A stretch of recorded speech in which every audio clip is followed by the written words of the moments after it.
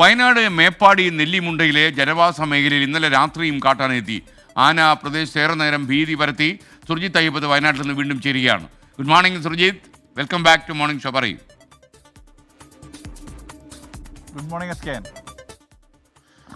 K N. ആനയും പുലിയും ഇല്ലാത്ത ഒരു വാർത്തയില്ലാത്ത ദിവസങ്ങൾ അടുത്തിടെ ഉണ്ടായിട്ടില്ല എന്നുള്ളതാണ്. കാരണം എന്നുമുണ്ട് ഇതുപോലെ ആന വാർത്തകൾ.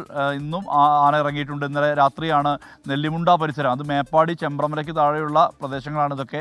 ആ മേഖലയിൽ വലിയ രീതിയിലുള്ള ശല്യം ഉണ്ടായിരിക്കുന്നത്.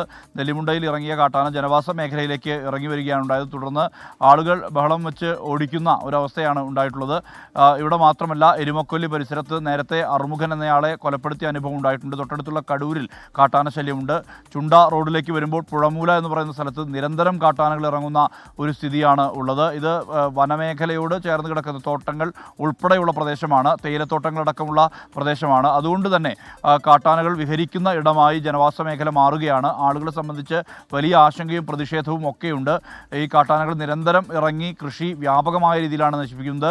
ഇതെല്ലാം തന്നെ വലിയ ആശങ്കയായി നിലനിൽക്കുന്നു. ഒരാളെ കൊലപ്പെടുത്തിയ അനുഭവം നമുക്ക് മുന്നിലുണ്ട്. സ്വാഭാവികമായും അവരുടെ പ്രതിഷേധവും സ്വാഭാവികമാണ്.